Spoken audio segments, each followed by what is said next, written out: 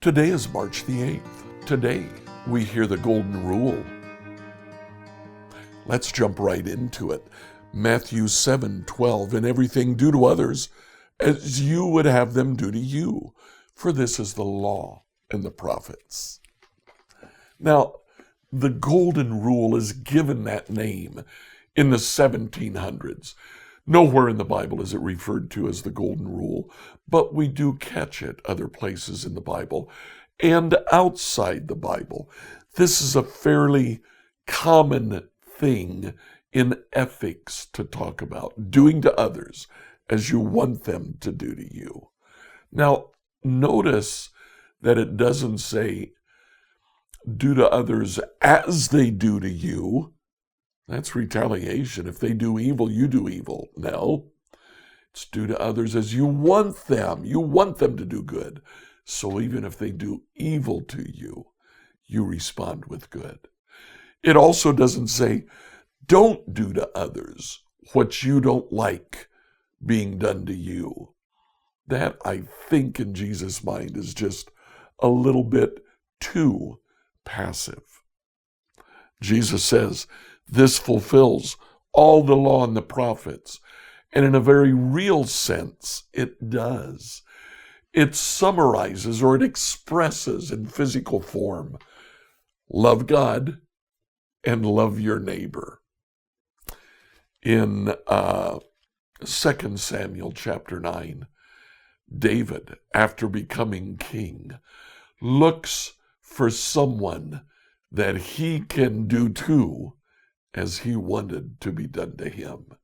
He finds Mephibosheth, one of Saul's grandchildren.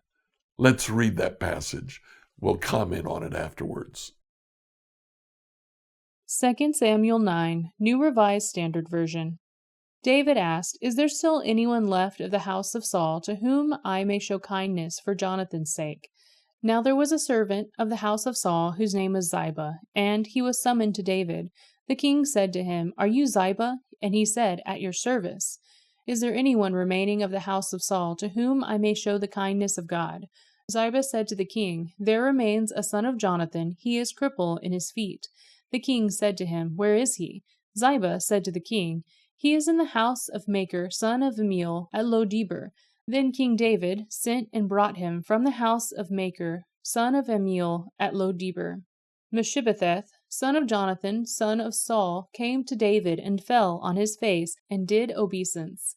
David said, "Mephibosheth." He answered, "I am your servant." David said to him, "Do not be afraid, for I will show you kindness for the sake of your father Jonathan. I will restore you and all the land of your grandfather Saul, and you yourself shall eat at my table always." He did obeisance and said, "What is your servant that you should look upon a dead dog such as I?" Then the king summoned Saul's servant Ziba and said to him, "All that belonged to Saul and to all his house I have given to your master's grandson. You and your sons and your servants shall till the land for him and shall bring in the produce, so that your master's grandson may have food to eat. But your master's grandson Mephibosheth shall always eat at my table." Now Ziba had 15 sons and 20 servants. Then Ziba said to the king, "According to all that my lord the king commands his servant, so your servant will do." Mephibosheth ate at David's table like one of the king's sons. Mephibosheth had a young son whose name was Micah, and all who lived in Ziba's house became Mephibosheth's servants. Mephibosheth lived in Jerusalem, for he always ate at the king's table. Now he was lame in both feet. So in 2 Samuel 9, David goes to Ziba, the servant of Saul, and says, "Are there any descendants left?" And he says, "Yes, there's one, Mephibosheth." Now, why would a king look for descendants of the previous king? Usually to kill them. He doesn't want anyone from the previous reign sticking around to possibly throw a monkey wrench in his own reign. But that's not what David was doing. He was looking for someone he could show kindness to, and he shows incredible kindness to Mephibosheth. So what do we do about this today? In your sphere of influence, who do you need to show kindness to today? find a physical way to show God's love for them. Scripture reading from the New Revised Standard Version by Emily Herrera.